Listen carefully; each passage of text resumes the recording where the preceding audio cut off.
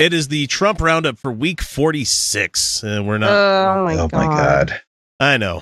Sorry, guys. I know. This is the first thing people usually hear and see on Mondays. And I apologize for that because we just bring you right down. But with how fast everything seems to be moving on that end, we have to report on this as quickly as we can with a short enough turnaround so that it's actually still relevant because he's already working on building up the next list of shit that he's going to do this week. Now, the most interesting story that I found this week is that there's an alleged story coming out about how Trump was being asked to leave the RNC, like to stop the race and to leave before he got the nomination. Oh. A small group of billionaires was trying to put together money for a buyout, even going so far as to ask Trump associates how much the candidate would require to walk away from the race. So according to people with knowledge of the talks, there was an answer given of $800 million for him to walk away from this race. I wonder how they came up with that figure. How do you break that down? They started low. It's like it's a game of Monopoly. Consider a game of Monopoly. You really want this property, or you really want them to not buy this property, and then you just bid it. And the interesting thing is that this came out right after the Access Hollywood tape made it live. Right. So yeah, a bunch of these cowards decided they were going to try and bail, but then I feel like it didn't work. They were just going to keep supporting him, so it's fine. And so people may think of that 800 million and be like, "Oh, that's just them being fun." No, that says to me that Trump has been promised a chunk of money from somebody or somewhere where he would need about as much as he would make from that sale of his soul to buy him out of that kind of deal. So that tells me that somebody's offering him something grander, but a lot more dangerous. And so he could have taken the lower risk way out and still made bank, you know. Well, and if he was looking, and I don't give him any credit for being a rational person. I don't think he's all there half the time. Anyway. Right. But if he was, then he would be comparing that $800 million number to how much can I profit by being the president. And I don't think that was it at all. I think he didn't think he was going to win. That's no. All of this to him was another reality show. It still is. Oh yes, it's absolutely. It's all about his ego. It's all about his ego. That's why I'm saying if he was still there, like, or if he was rational, because I don't think he's rational. I think that he is just absolutely well. I think he probably has dementia. But I think that if he was all there and he was really thinking rationally, then he would be analyzing that. He would be saying, 800 million, how much am I going to make by being president? And he's going to make a lot more money than $800 million. I mean, this tax bill alone, if it goes through, I mean, it saves like his kids $1 billion or some shit like that when he dies. Yeah, $1 billion. What would you do with $1 billion? That's unthinkable money for me. I me live too. like paycheck to paycheck. So there was a while back, over a year ago now. The lottery was over 900 million, and I got a lottery card. I got lottery numbers for that one. Oh, I admit, I'll when it's huge like that, I'll throw a few bucks at it. Oh fuck yeah! Fun. Just to see. and for a few days, you get to think about, what would it be like? Yeah, and you think about all the things you could buy. There was this house here in Utah that would have been 10 million. I was like, with 900 million, half going to taxes. Who the fuck cares? I could pay cash for a $10 million home. I was like, I would set up a room just for podcasting.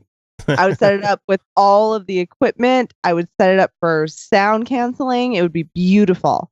Oh, that's what. And then I'd rent it out to podcasts I don't care about, and then I would give it for free to the podcasts I care about. So That's I wanted one to of my things. Yeah, I would build a studio if I had a big enough house. I would absolutely have a studio.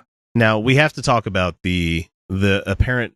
People are saying that it's him being drugged up or something, but we have to talk about the denture slip. Yeah, and I have the audio queued up, so I just want if anybody's not clear on what we're talking about here. God bless you. God bless Israel. God bless the Palestinians, and God bless the United States. That's definitely Denture's right. It is Dentures. Sure. That is absolutely. They were slipping, and he would never admit it in a million years. Yeah, no, because he's a vain motherfucker. You know, even though he's old and he doesn't eat well, and he apparently drinks 12 cans of diet soda every day. Okay, so that's the one that I've got to take issue with. You're drinking diet soda. I probably drink 12 cans of diet soda a day. Yeah, but your teeth are probably taking the beating. Diet soda is worse for you, right?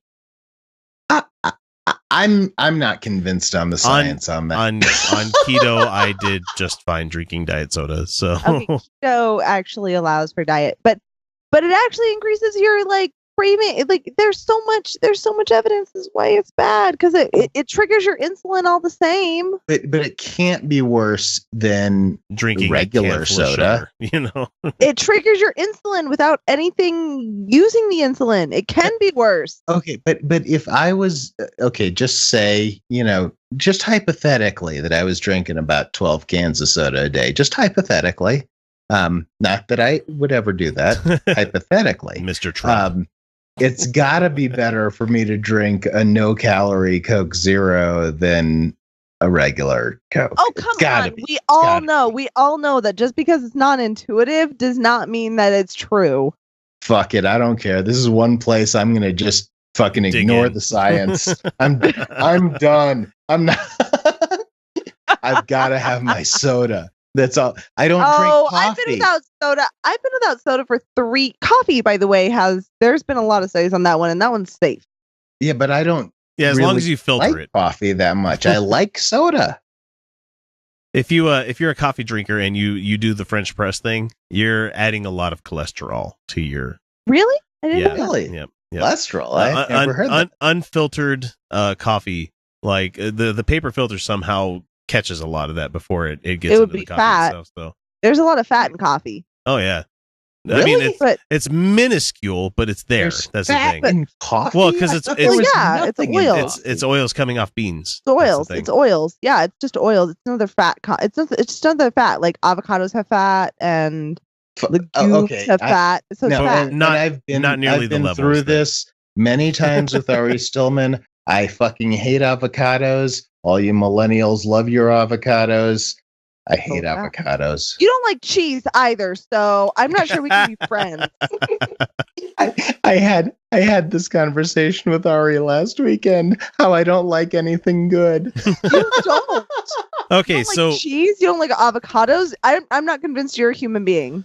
And the last thing I'm going to talk about Trump. I mean, he's done plenty of other shit this week, and I did a bit of. If you guys want to become patrons to hear me talking about how him recognizing Jerusalem as the capital of Israel is a very, very bad thing, go ahead and listen to that, because I'm not going to spend 12 minutes talking about it here. I'm just saying this, that you should never be happy when Zionists and super ultra religious right get something they like.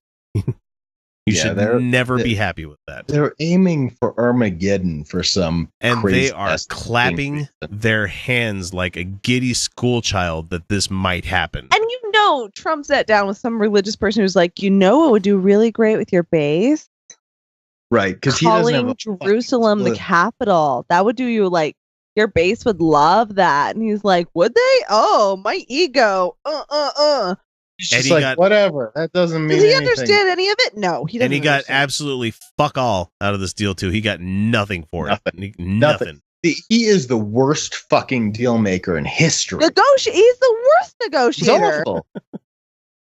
And so, yeah, you guys survived another week, but with Hamas and Hezbollah and all these other people getting super fucking pissed off for good reason, Who knows what's going to happen next week? So hopefully we'll catch you for week 47. It's going to be insane. Everything's terrible, you guys. Everyone fuck as much as you can. Hold my beer. As long as you have consent.